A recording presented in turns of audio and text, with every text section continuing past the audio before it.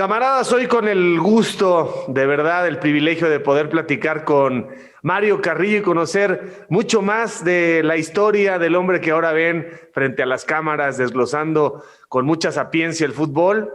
Mario Carrillo, un hombre que toda la vida ha respirado este hermoso deporte. Alguien, Mario, que se ha salido de los estereotipos, eres original, eres genuino, eres auténtico y eso le da valor siempre a cada ser humano, que sea cada quien como es. ¿Cómo te va? ¿Cómo va la vida? Qué gusto reencontrarte y gracias por tu tiempo. Javier, muchas gracias. Es un privilegio hablar contigo. La verdad que tenía mucho tiempo que no platicábamos, mucho tiempo. Pero bien, muchas gracias. Muy bien, de salud, bastante bien, gracias a Dios. Vale oro la salud. Vale oro el tiempo. Vale oro prepararte. Ahora estamos obligados nosotros, como entrenadores, a prepararnos en otra gama que en lo particular yo no conocía. Yo, por ejemplo, para platicar vía Zoom, para mí era difícil conectar un TVU. Después tenía que escanear un QR. Después hacer la transmisión desde casa, usar audífonos especiales, audios. Me tuve que meter a otro mundo que yo no conocía. Ustedes más o menos ya lo conocían porque lo manejan. Nosotros no. Pero se me hace muy, muy interesante. Y lo más importante, Javi, aprovechar el tiempo. Aprovechar el tiempo. Sí, porque el tiempo es lo único que tenemos, a veces se nos olvida. Tiempo con salud. Lo demás, Mario, hemos aprendido con esta pandemia a volverlo secundario, a desprendernos de cosas que ni siquiera necesitábamos. Tiempo y salud es una gran definición. Y a propósito del tiempo y la salud, yo te diría, es un desperdicio que Mario Carrillo no haya vuelto a dirigir en el fútbol mexicano de la primera división. Nos gusta mucho tu faceta como comentarista, pero yo sé que lo tuyo está siempre en respirar el pasto. ¿Quieres volver a dirigir? ¿Por qué no has vuelto a dirigir? ¿Qué es lo que ocurre en este fútbol que limita y que de pronto es un poco tramposo con ciertos personajes como tú que demostraron su valía? ¿Por qué no has vuelto a dirigir? Y seguramente tienes la mira puesta en eso. Sí, bueno, muchas gracias por tus palabras, primero. Cuando terminé de dirigir a Pumas, yo a Pumas, a la universidad, lo dirigí 1 mes y 10 días. Yo me molesté con la directiva porque les dije, yo llegué en una fecha 8, 9 por ahí, y yo les dije a la directiva que difícilmente en 1 mes podían ver un equipo protagonista y campeón. Que para verlo campeón me dejaran finalizarlo, me dejaran calificar, pero me despidieron a destiempo. De ahí, Javi, me metí en mi casa, tu casa. A mí, mi profesión, soy enamorado del fútbol, es mi vida, es mi pasión. Como sueño, respiro fútbol. Me fui más o menos 5 años a Europa, entre Los Ángeles y Europa. Difícil sostenerte tanto tiempo en Europa. Entonces, utilicé todos mis contactos para ver formas de entrenamiento, a ver cómo podía cambiar, mejorar mis formas de entrenamiento. Aproveché el tiempo para mejorarme interiormente, qué me estaba ocurriendo. Porque uno, por ejemplo, puede dirigir, yo dirigí a la América y dirigí a los Tigres, pero llegó un momento en que de Pumas salí intempestivamente.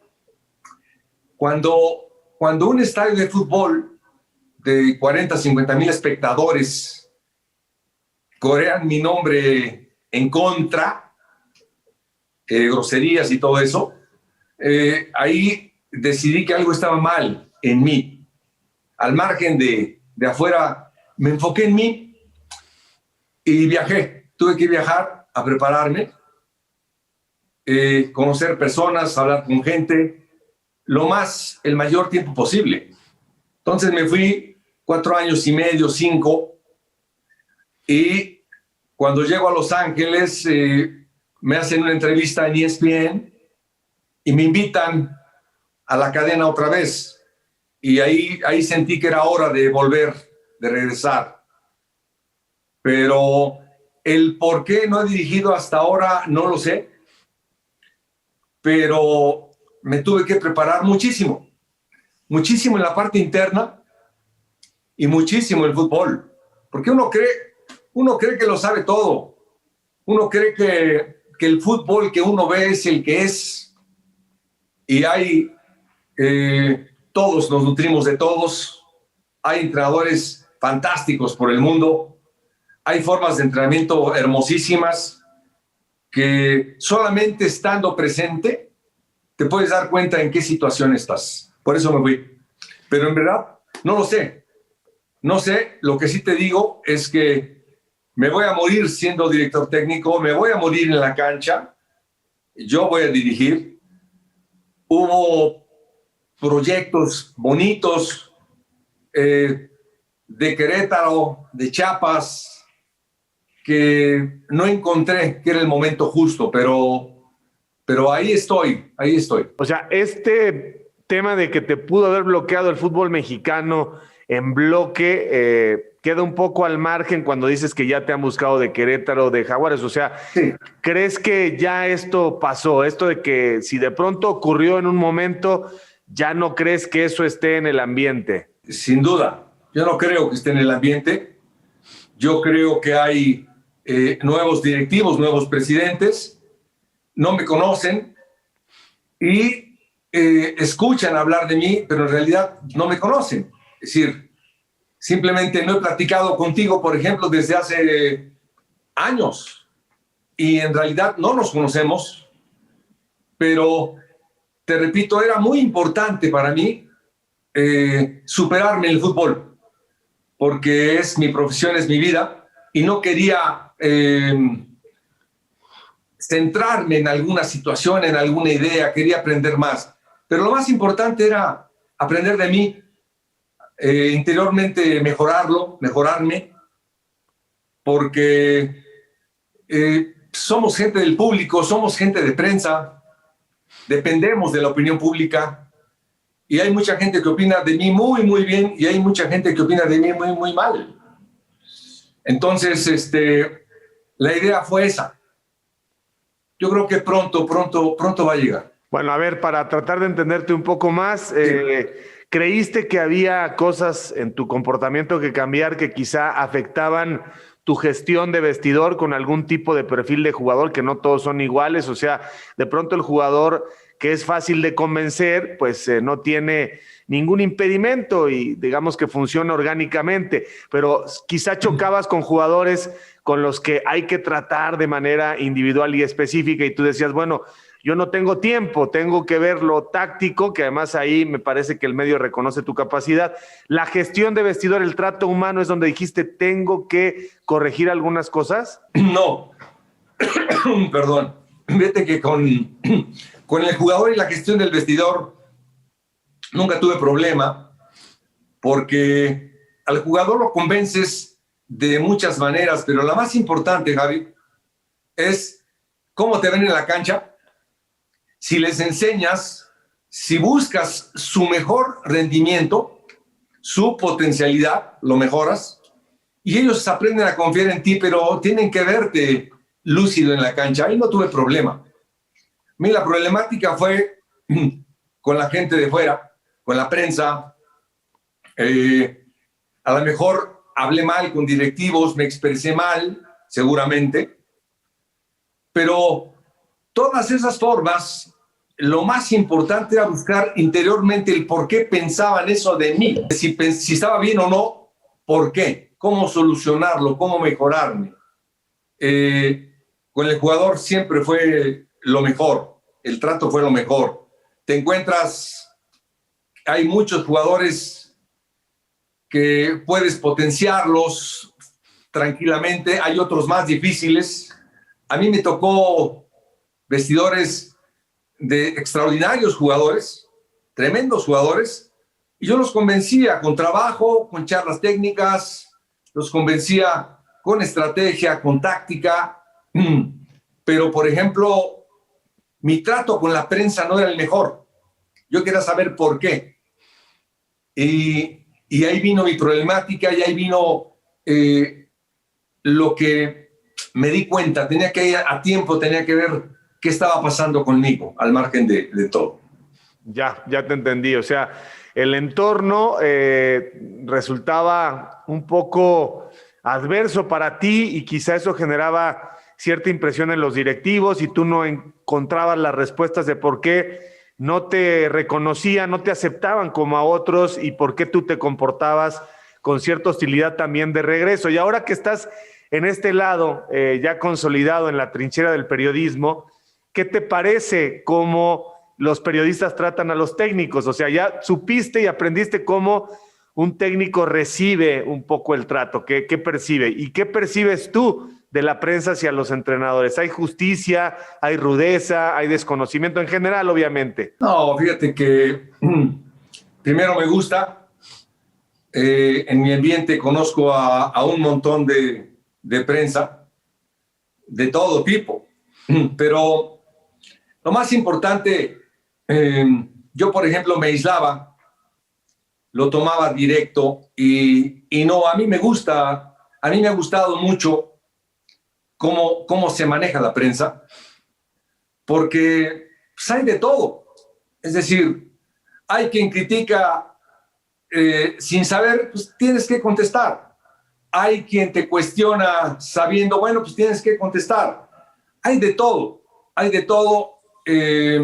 Siempre el manejo de prensa y el manejo es lo más importante, una de las cosas más importantes de un entrenador. Hay entrenadores, por ejemplo, como Javier Aguirre, que es mi amigo, mi compañero, es un maestro, era un maestro para contestar y hablar con la prensa.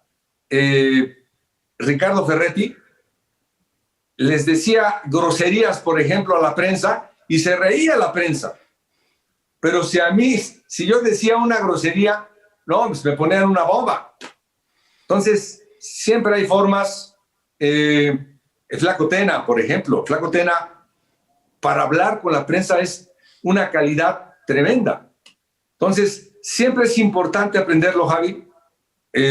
No es una de mis grandes cualidades, pero intento mejorar. A mí me gusta la prensa. Sé que hay de todo, sé que se busca de todo. Entrevistas como esta, por ejemplo, que nos permiten mostrarnos y hablar quiénes somos. Hay quien directamente te agrede, pero tienes que saber con quién estás y en dónde. Ya te entendí perfecto. Mario, vámonos un poco, por favor, atrás en los años. Llegas muy bien a la edad que tienes, sano, fuerte, lúcido, hay que ser agradecidos. Has tenido logros, eso nadie te los quita, o sea, dirigir a Tigres, a Cruz Azul, al América, título con el América, las rachas, ahí está, ¿no? O sea, no eres un personaje que haya ido de paso, ahí está el legado y ahí quedará más allá de cualquier consideración y eso debe tenerte tranquilo como ser humano y como profesional porque lograste una trascendencia que muy pocos. Pero vámonos atrás. Cuando me dices respiro, vivo fútbol, corren casi los balones por mi ADN, por mi torrente sanguíneo.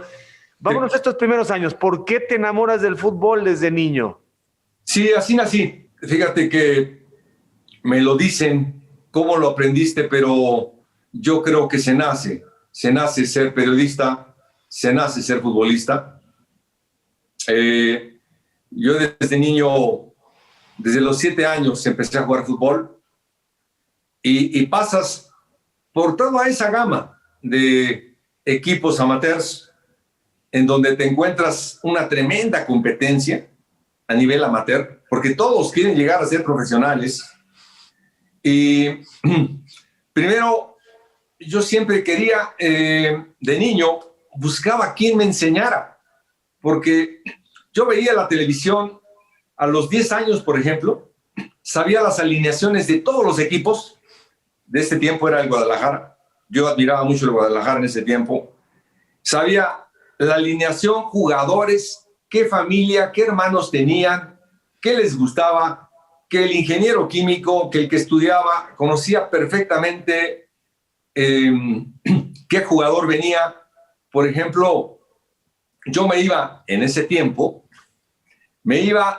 a los puestos de periódicos y yo les pagaba 2, 3 pesitos, pero me dejaban leer fútbol, balón, penalti, todas las revistas, me las comía. Entonces sabía perfectamente cuándo venía un jugador, de dónde venía, por qué había hecho.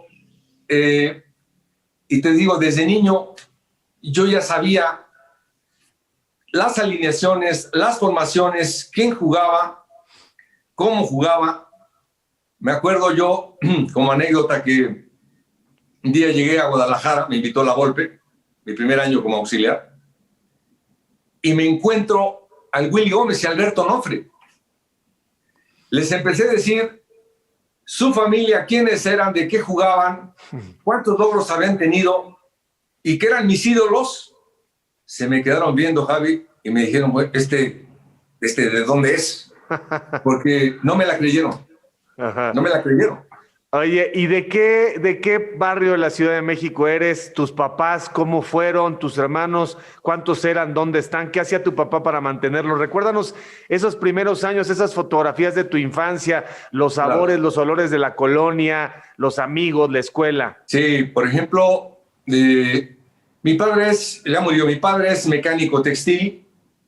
Él me llevaba porque él hacía medias y calcetines y él era el que componía todas las máquinas. Entonces me acuerdo que mi papá me decía, es que le di un librito, siempre traía un librito, mi papá atrás traía el cuadernito de la familia Burrón. Ajá. Y le decía yo a mi papá, ¿por qué lees la familia Burrón? Y me decía, es que yo me canso de pensar y con esto me distraigo. Y ahí conocí la revista Los Burrón. Nosotros somos de Contreras, del barrio de la Unidad de Independencia, San Jerónimo. Yo nací en la colonia Asturias. Mi familia es de la colonia Asturias. De niño me llevaron acá a Contreras. Ahí empecé a jugar fútbol. Soy el más chico de 4 hermanos. Nacho, mi hermano, el mayor, es ingeniero químico. Manuel es arquitecto. Miguel es contador público. Y yo me dediqué al fútbol, yo me dediqué a la odontología. Yo quería ser médico. Pero eran libros y libros para estudiar y no me daba tiempo de entrenar. Entonces yo pensé que la odontología era un poquito más sencillo. Y ahí me la fui llevando. Hasta... Después me acuerdo que fui a la Universidad de Nuevo León y seguí estudiando. Y después de los Tigres regreso a México para irme por ese lado. Me metí a la universidad y me dijo un amigo, oye, ¿cuántas materias has cursado en la carrera? Entonces me traje el Cardex de la Universidad de Nuevo León junto con el de la universidad y me había pasado por 12 materias. Ya había estudiado 12 materias de más, yo no me había dado cuenta. Entonces me dijeron, Mario, pues tienes que hacer tu título, porque tú ya cursaste todas las materias y ya te pasaste. Pero yo seguí estudiando porque yo buscaba entrenar, jugar y estudiar y nunca me di cuenta que ya había terminado la carrera. ¡Wow! ¡Qué bueno! Qué buena historia. Oye, pero regresaste la cinta muy rápido, sí, al presente. Sí. Tu mamá, cuéntame de tu mamá. ¿Tu mamá qué hacía? ¿Tu mamá cómo está? ¿Ya no vive? Sí. Estuve con ella ayer. Cumplió 95 años mi mamá. 95. Te digo, ella quiso siempre una mujer. Tuvo cuatro hijos y entre los 4 ella, me acuerdo, que tenía que cocinar para 4, lavar para 4, le ayudábamos en los quehaceres a mi mamá, pero mi mamá es tremendamente estricta. A mí, por ejemplo, me traía cortito, porque no me dejaba jugar. Yo, por ejemplo, siempre en los Reyes Magos, ahora que pasaba, yo veía que mis hermanos les traían zapatos de fútbol, balones, y siempre el más chico, a mí me daban una bolsa de canicas y le decía, oye mamá, ¿cómo le hago para que los Reyes Magos me traigan a mí unos zapatos de fútbol porque mi hermano no me los presta? O el otro hermano pues no me los presta. Entonces me decía mi mamá, pórtate bien, hijo, y a lo mejor el próximo año los Reyes traen los zapatos de fútbol. Pero me peleaba con mis hermanos porque yo le agarraba sus zapatos a mis hermanos, me ponía los zapatos de mis hermanos. Lo que algo me ha dejado mi madre es que siempre buscaba todo que lo hiciéramos unidos. Siempre me decía, Mario, sí te gusta el fútbol, pero tienes que estudiar. Mamá, ya me voy a jugar. Todos los días tenía que hacer una plana de estudio, me hacía hacer copias de las ballenas, de las focas, de las fábricas, y tenía que acabar la copia. Me hacía un examen mi mamá para salir a la calle. Y yo tenía que hacer mi examen con mi mamá. Y si, por ejemplo, un día me acuerdo que no me dejó salir porque me preguntó, dime, Mario, ¿qué se conmemora el día de hoy? Porque no teníamos clase. Yo la verdad que, Javi, no me acordaba. Yo tenía 8 o 9 años, no es pretexto, pero me acuerdo que era el informe presidencial, y como no le dije que era el informe presidencial, no me dejó salir en todo el día mi mamá. Y mi hermano de abajo me aventaba papeles para decir, es el informe presidencial, el presidente, para salir. Pues no me dejó salir mi mamá todo el día, pero mi mamá desde un principio me generaba el hecho de estudiar. Tenía que estudiar, tenía que aprender, y todos los días tenía que hacer una copia, hacer un examen. Y le digo, mamá, esto no lo hiciste con mis otros hermanos, ¿eh? Nada más lo haces conmigo, y lo sé conmigo nada más. Bueno, sí. Porque a todas luces, obviamente les inculcó la disciplina, el rigor por despertar el apetito para aprender, pero también lo que no me estás diciendo es que siendo el último eras tremendo, eras el más inquieto. Fíjate que no me había dado cuenta, Javi. A lo mejor nada más por eso era, pero me acuerdo un día que yo fui a la prepa, ya me salté a los 15 años, yo iba a la preparatoria número 6 en Coyoacán. Ajá. Y me acuerdo, mi profesor era el maestro Holguín. Me acuerdo muy bien de él, porque le pregunté y le dije, me paré y le dije al profesor, ¿sabe que no le entiendo nada? Ah, ¿no me entiendes nada? Fuera, salte, estás fuera. Entonces le llegué a comentar a mi hermano mayor. Mi hermano mayor me dijo, ah, sí, déjame hablar con él. Entonces, no sé qué le dijo al profesor Holguín, pero mi hermano me dijo, desde ahorita te voy a poner a estudiar física. Era el maestro de física. Entonces me puso a hacer, todos los días me hacía hacer problemas de física. Tienes que despejar esta fórmula, tienes que imaginar el problema. Todos los días me hacía un problema de física. Y le digo, oye, hermano, ¿por qué me pones a estudiar así? Le digo, porque le dije que tú eras el único que ibas a pasar la materia de todo el salón. Y le digo, hermano, ¿cómo te atreves a decir eso? Llegó el examen, le dije a mi hermano, oye, pues no he estudiado para el examen. Le digo, ¿cómo no? Estudiaste todos los días un problema. Con eso estás listo. Y sí fue el examen de física, y sí fue el único que lo pasé. Saqué 6, pero fui el único que lo pasé. Me acuerdo. Por eso me acuerdo del profesor Holguín. Sí, es que todo el mundo hemos verificado, Mario, que se trata de una cabeza muy brillante y alguien que de pronto se abstrae tanto, ¿no? Que después cuando vuelves, oye, Mario, aquí estamos, ¿no? La gente de pronto dice, pues, ¿dónde está Mario? ¿En qué está pensando, no? Los que te conocimos hace mucho tiempo es un personaje muy buena onda, muy buena gente, ¿no? Porque tienes esta preocupación siempre por los demás, pero luego parece que estás en otro planeta, ¿no? Me lo decían mucho los jugadores del América, porque les generaba movimiento tras movimiento tras movimiento. Yo le tenía que decir a Cuauhtémoc que el espacio de recepción, donde recibir la pelota, y tenía que explicarle que si se paraba en ese momento, le daba yo 4 segundos para recibir y para pensar. Cuando le explicaba yo eso al Piojo López, le decía, tú párate aquí y la vas a pedir acá, pero ya estaba yo pensando en el siguiente movimiento y en el siguiente movimiento. Entonces se me quedaban viendo todos y me decía, oye Mario, pues, ¿cuántos movimientos? Y le digo, hermano, ¿los viste el domingo? Dice, pero pues en el domingo nada más hicimos 5. Bueno, pues te tengo que dar varios, hermano, porque alguno nos va a salir. Pero toda esa abstracción que me dices, siempre estaba buscando una jugada mejor. Siempre estaba jugando cómo mi equipo mejorara día a día. Cuando tienes un equipo como esos, otra vez ya me salté. No, está bien. Está bien. Cuando tienes un equipo como esos, tienes que buscar trabajos de más y mayor calidad, porque te exigen más. No es que al Puebla, por ejemplo, que fue el inicio de mi equipo, yo tenía que entrenar todo el día, mañana, tarde y noche, todo el día los tenía que entrenar. Tenía que buscar, porque peleábamos un descenso. Yo veía y veo que la única manera de un equipo sacarlo es entrenando. Yo no conocía otra forma.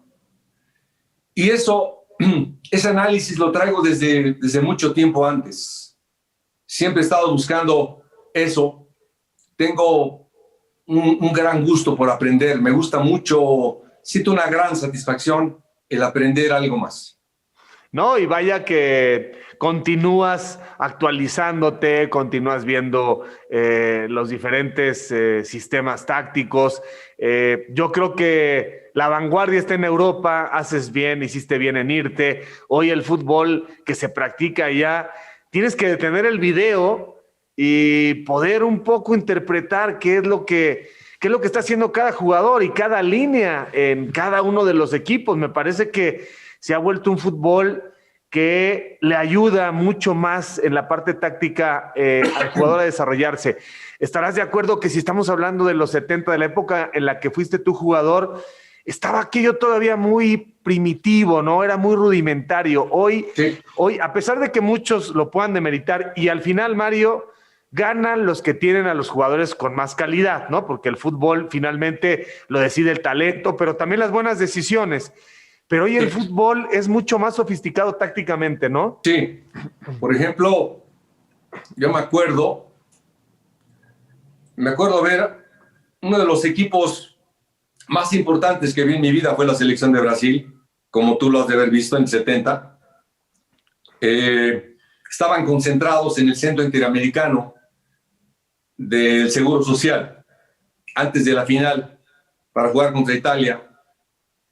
Y, por ejemplo, todos los movimientos de esa selección de Brasil, Pelé, Gerson, Jairzinho, toda esa gama de jugadores, Tostao, Rivelino, Gerson, Clodoaldo.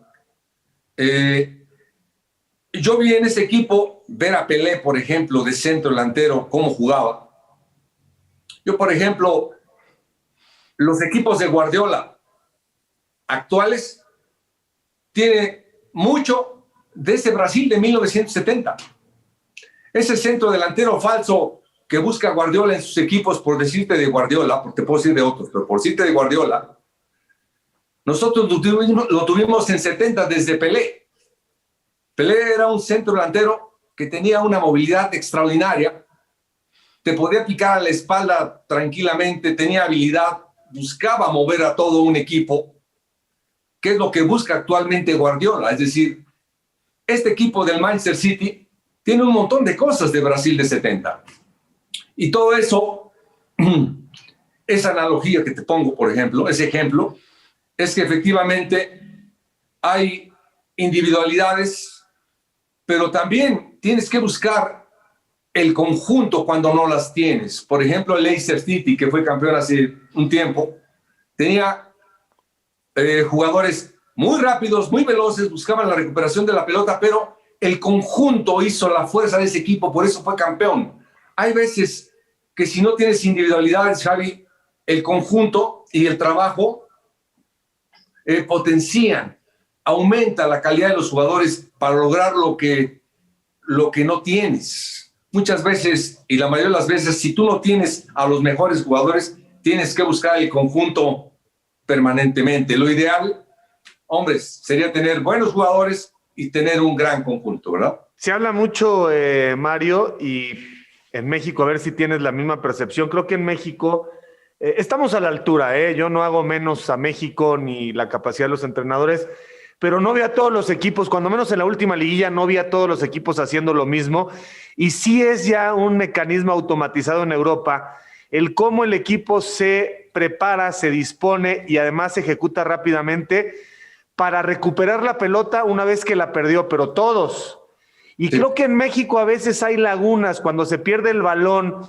No sé si la sorpresa de no haber terminado la jugada como se esperaba hace que no todo mundo se active de la misma forma para poner al equipo otra vez en perspectiva de defender, de cerrar los espacios y recuperar el balón. Veo a veces ahí mucha inconsistencia. Sí, y fíjate que desde hace mucho tiempo hay un libro de Dave Sexton, inglés, en donde él hablaba mucho del espíritu de contraataque.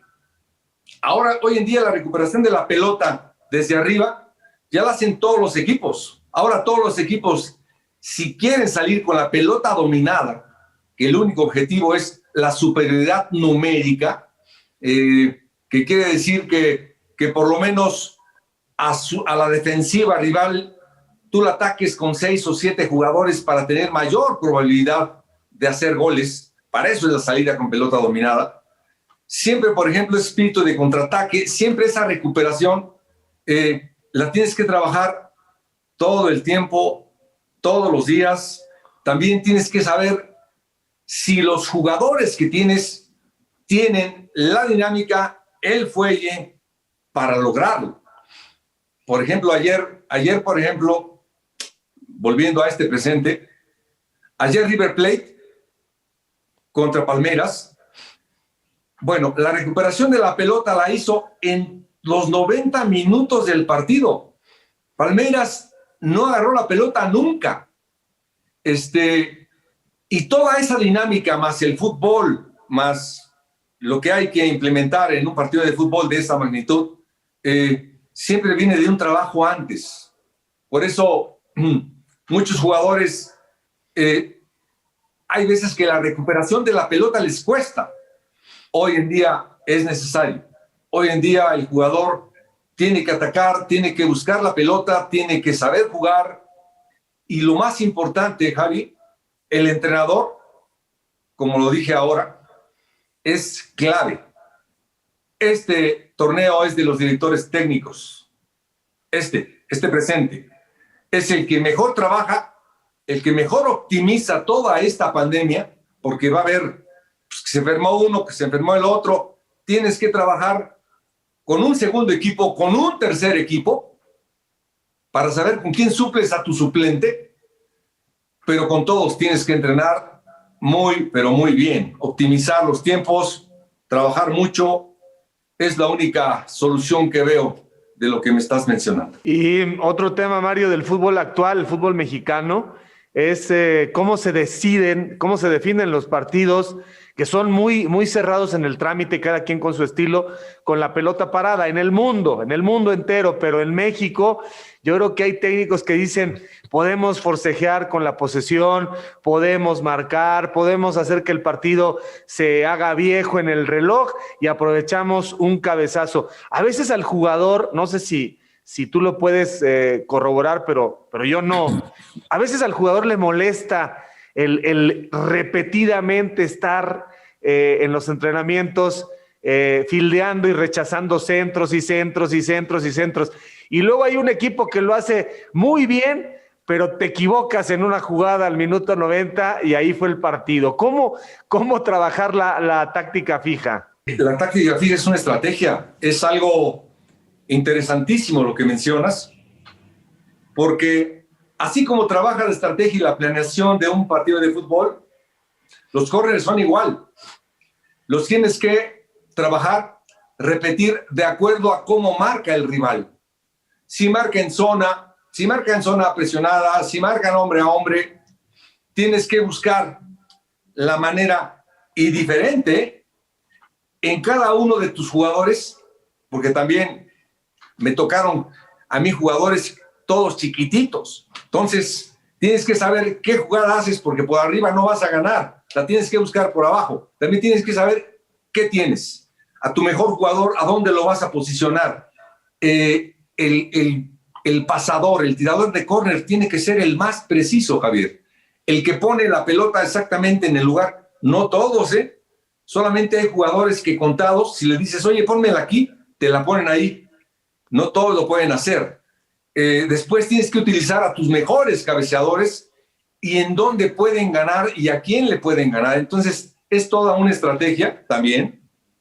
Eso, yo creo que ahora ya no.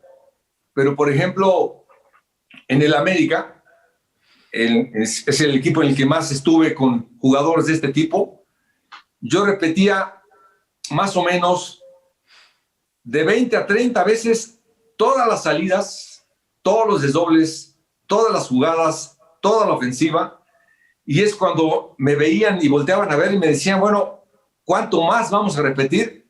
Hasta que se desmayaran, porque lo dices bien, la repetición y la corrección es la base. Y sin embargo, Mario, es súper complicado, a veces esto se ve afuera, ¿no?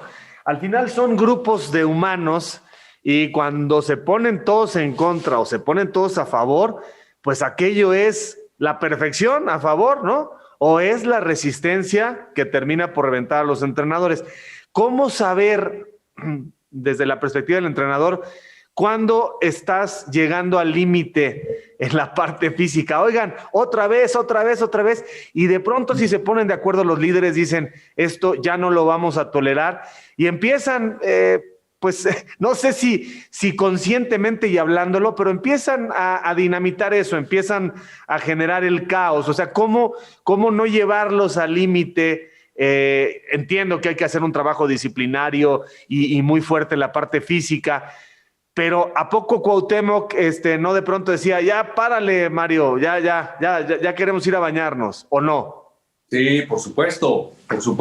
Pero fíjate que Cuauhtémoc fue uno de los que más le gustaba cómo trabajaba, porque para mí la base, siempre la mejor defensa es la mejor defensa, punto. Nadie de que yo me defiendo con la pelota, no. La defensa es la mejor defensa, hay que defender, hay que marcar, hay que tener velocidad de aproximación, hay que sentirlo. Pero yo lo que más trabajo es el ataque, es la ofensiva. Porque yo siempre sabía que todo el mundo va a buscar ganarte. Un gol siempre lo va a hacer el rival, tú siempre tienes que buscar el segundo y el tercero. Entonces, yo enfatizaba demasiado en el ataque. Yo le ayudaba a decir en qué momento y dónde tenía que recibir la pelota para darle más ventajas a él. Y poco a poco, en cada partido, cuando le salían las cosas, cuando no le salían las cosas, le tienes que decir sí, por qué y no por qué al jugador. Le tienes que explicar. No, el jugador es muy inteligente. Tienes que decirle, por esto tienes que hacer esto y por esto tienes que hacer esto y nos pasó esto y nos está pasando lo otro. Es decir, vas ganando tú la confianza del jugador si ellos lo ven reflejado en el partido. Por eso te digo que Cuauhtémoc le gustaba mucho yo cómo practicaba, porque siempre buscaba variantes para atacar. Había momentos que, por ejemplo, iba Emilio Azcárraga al interescuadras, o iba toda la plana mayor de la directiva de la América o de cualquier directiva, y en ese momento yo jugaba, por ejemplo, con el Piojo López de lateral izquierdo, y para que atacara. En ese momento hacíamos como 10 goles y Emilio decía, oye, qué bien juegan, ¿por qué no juegas así el domingo? Le digo, no, Emilio, bueno, pues estoy jugando así, estoy practicando, pero ya habrá un momento en que lo pueda lograr. Pero todo eso, Javi, lo tienes que practicar mucho, entrenar mucho, y cada jugador se va convenciendo poco a poco, por muy displicente que sea, de que él va a ser mejor como futbolista y al final vamos a ganar todos. Bien se dice que los buenos momentos y el buen trabajo y un buen equipo traen victorias y las victorias van creando hábito, ¿no? Y en el América empezaste a ganar y a ganar y a ganar y a ganar y aquello ya se automatizó y obviamente un buen ambiente, la motivación, en fin, el equipo sabía que jugaba. Eso está perfecto, ahí sí el ego se debe de hinchar, pero luego cuando vas a Cruz Azul y nomás no, y derrota y no ganas y derrota, ahí qué pasa por la mente del entrenador, porque puede ser que empieces a improvisar, empieces a hacer cosas raras porque no encuentras la solución. ¿Qué pasa en ese momento? Yo llego al Cruz Azul en el 2003 y lo que mucha gente no sabe es que cuando yo llego y me contratan y me presentan y todo, no había equipo, estaba de vacaciones y empezábamos dentro de 15 días. Entonces yo le pregunté a mi directiva que dónde estaba mi equipo y me dijeron, bueno, pues fulanito llega de vacaciones la semana que viene, Perenganito llega en 2 semanas, y le digo, bueno, ¿y ahora con quién juego? Entonces me dijeron, pues ahí está el Cruz Azul Hidalgo, empieza con el Cruz Azul Hidalgo. Entonces tuve que empezar con un equipo de segunda división en ese tiempo, pero aparte vienen ellos con su trabajo y necesitas más tiempo para poder hacer el trabajo que yo estoy acostumbrado. Necesitas buscar las bases de estos jugadores. Te hablo de muy buenos jugadores. Melvin Brown, Osorio, que a la postre fueron grandes jugadores. En ese tiempo me tocó jugar con el Cruz Azul Hidalgo y empecé a empatar y a perder.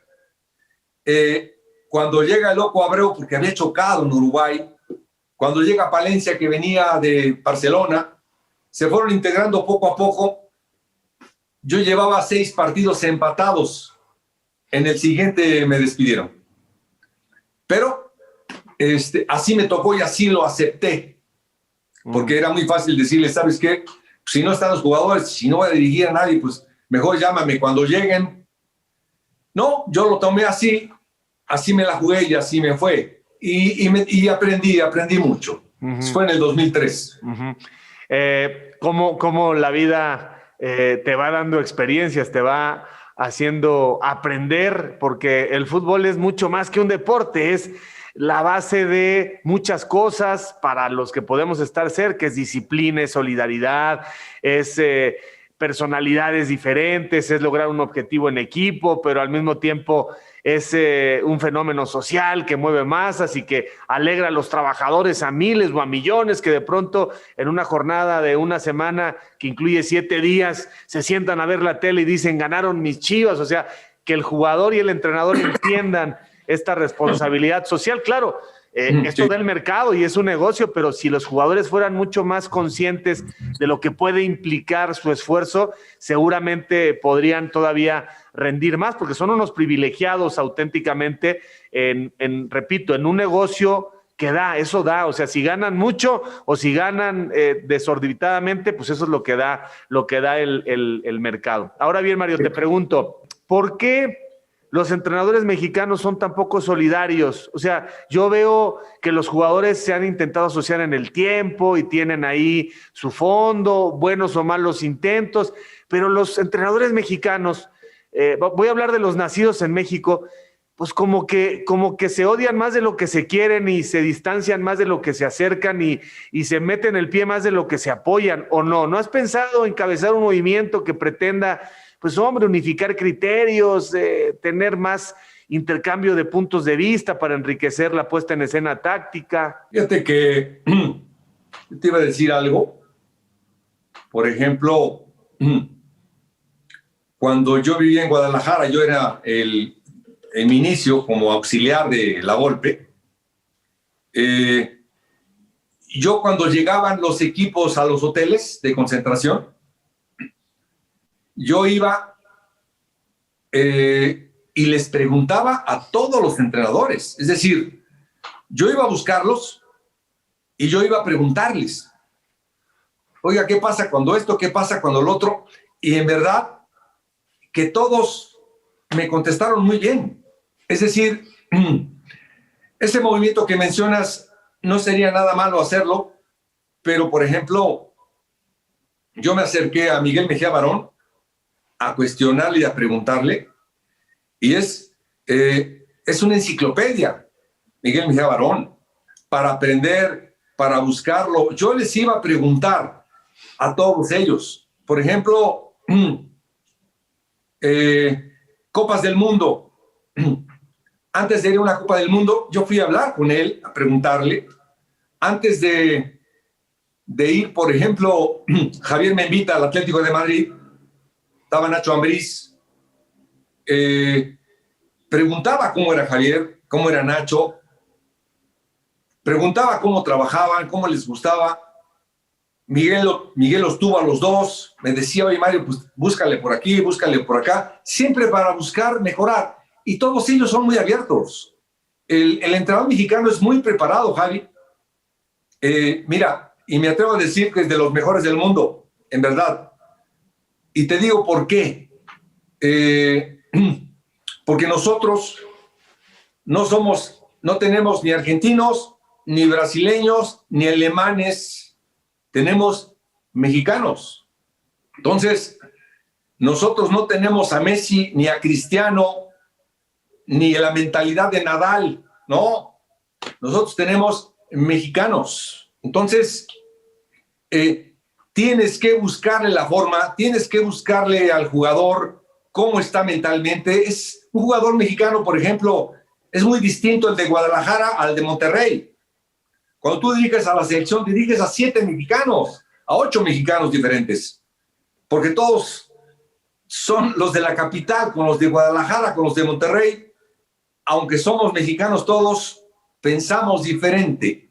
El entrenador, por ejemplo, yo creo, te digo que es más preparado, porque para encontrarle al jugador mexicano, para buscar una estrategia, cómo contrarrestar a un rival, si no tienes materia prima, cómo buscar ganarle.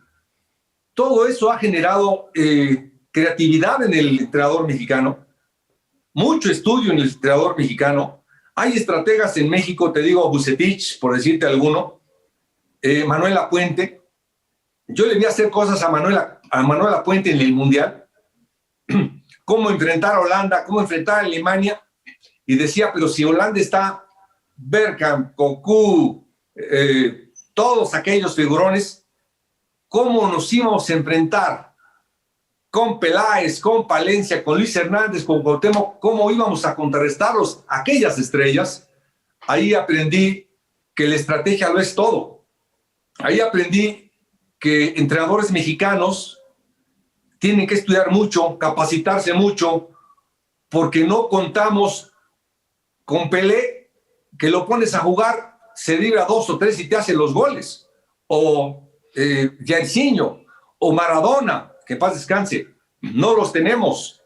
Nosotros tenemos jugadores mexicanos que tenemos que aportarle, buscar potenciarlos, y con nuestras fuerzas buscar ganar una Copa del Mundo, que creo que es posible. Por eso te digo, los entrenadores mexicanos son muy, muy capaces.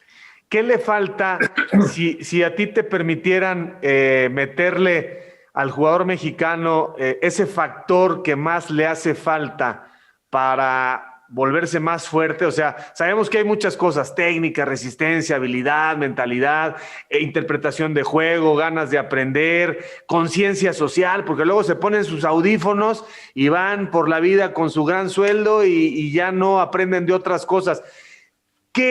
¿Cuál es la parte, el componente de muchas cosas que más adolece el jugador mexicano? Y hay que decirlo con todo respeto y generalizando, porque no se trata de afectar a nadie, pero de todas las cosas que componen a un buen futbolista, ¿qué es lo que más le duele al futbolista mexicano? ¿Qué le inyectarías así como vacuna? Fíjate que es una gran pregunta, Javi. Para no hablar de nadie, voy a hablar de mí. Yo como jugador, yo me acuerdo que tenía una gran habilidad. Yo era defensa lateral, yo no sabía que era lateral, me hicieron lateral en la América, Pachito Hernández, Roca me hizo lateral, pero yo iba como extremo derecho. Sí, yo me sentía creativo y extremo derecho. Y me dijeron, vente, tú vas para acá. Y me dijeron, eres lateral. Te comento esto porque yo en ese tiempo, yo llegué a la América a los 15 años. En el primer equipo estaba a los 16. Yo a los 14, 15 años estaba leyendo los periódicos y las revistas que te acabo de mencionar de fútbol, cuando al otro día ya estaba sentado con Borja y con Reynoso. Ya Borja me bromeaba y yo me le quedaba viendo, se burlaban de la ropa que traía porque me quedaba grande. Pues no, me quedaba muy grande. Pero yo veía a Enrique Borja, a Mario Pérez Guadarrama, a Reynoso, a Borja, campeón Hernández, y yo tenía 16 años y hubo dos factores importantes que a mí me pasaron. Primero, yo quería que alguien me enseñara, que me enseñaran a jugar mejor fútbol, porque ahí llegas, al primer equipo llegas y ya no te enseñan, ya tienes que generar. Y a mí yo necesitaba aprender más, yo necesitaba que alguien me enseñara. Segundo, yo no podía, por ejemplo, por momentos no me la creía que estaba en el primer equipo, porque un mes antes estaba en el equipo San Ramón de mi barrio. No me la creía. Y después, el tercer factor, te dije dos, bueno, ya me pasé. El tercer factor, la concentración. Yo, por ejemplo, cuando estaba jugando, yo imaginaba cómo atacar por la izquierda, desbordar, centrar, burlarme a 2 o 3, hacer una pared y tirar a gol. Y en el momento que estaba imaginando eso, ya estaba perdiendo mis espaldas y mi marca. Entonces, a mí me faltó tremendo nivel de concentración y no me la creí. Yo, por ejemplo, yo veía a los Pumas al doctor Rivas, cómo el doctor Rivas les inculcaba a aquellos Pumas de Leo Cuellar, Spencer Coelho, Hugo Sánchez, aquellos. El doctor Rivas era fundamental. Y yo siempre me gustó todo ese tipo de cosas, el saber cómo llegarle a un jugador, cómo buscar, cómo decirle del barrio al profesionalismo, el paso es tan grande, cómo hacérselo más tranquilo. Por eso traje yo mucha gente muy especial para ayudar a varios jugadores. Simplemente la concentración es una de las cosas que al mexicano nos cuesta, concentrarte.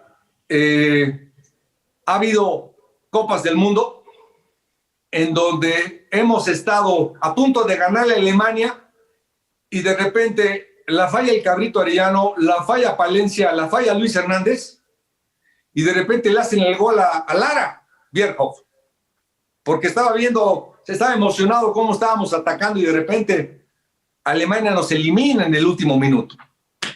Veo la Copa del Mundo de Brasil. Si nos estaban haciendo pedazos por la izquierda, bueno, pues concéntrate, Miguel, Ayun, marca más, acércate más, qué sé yo, pero siempre las fallas de concentración, México no ha trascendido. Y yo creo que eso es mejorable. Futbolísticamente estamos como cualquier mejor, para mí, futbolísticamente estábamos para competir contra cualquier equipo del mundo. Los entrenadores estamos preparados para ese nivel y simplemente yo inyectaría en la parte mental interna la concentración, mayor concentración.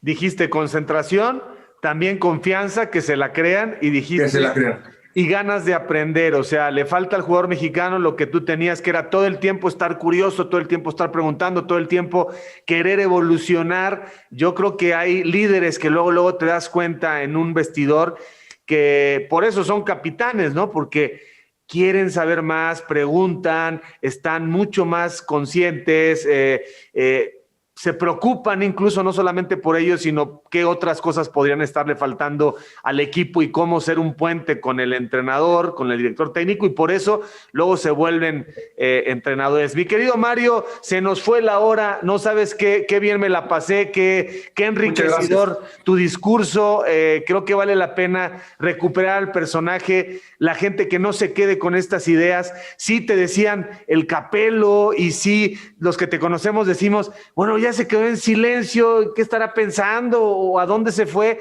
Pero indudablemente, si cada cosa se pone en su lugar, pues hay un técnico que tiene la capacidad, el entusiasmo, el liderazgo, la humildad como para regresar. Ojalá que el fútbol mexicano se quite de telarañas y pronto, a reserva de perderte en picante, pues te ganemos en una banca de algún equipo importante en México. Te lo mereces y creo que hay mucho ahí que aportar todavía. Muchas gracias por tu tiempo, querido Mario. Javi, muchas gracias a ti. Es un privilegio estar en tu programa y un saludo para todos. Y mucha salud para todos. Así que, camaradas, por favor, no dejen de seguirme a través de todas mis redes, de suscribirse a mi canal, dale a la campanita, dale like. No te olvides de dejarme tus comentarios, yo mismo estaré respondiendo. Cambio y fuera, camaradas.